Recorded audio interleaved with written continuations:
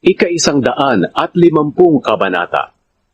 Purihin ang Panginoon. Purihin ang Panginoon. Purihin ninyo ang Diyos sa kanyang templo. Purihin niyo siya sa langit, ang kanyang matibay na tirahan. Purihin niyo siya dahil sa kanyang dakilang mga ginagawa. Purihin niyo siya dahil sa kanyang kapangyarihang walang kapantay.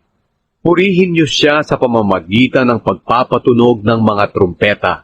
Purihin niyo siya sa pamamagitan ng mga alpa at lira. Purihin niyo siya sa pamamagitan ng mga tamburin at mga sayaw. Purihin niyo siya sa pamamagitan ng mga instrumentong may kwerdas at mga plauta.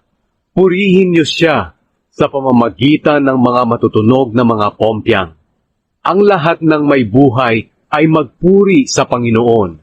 Purihin ninyo ang Panginoon.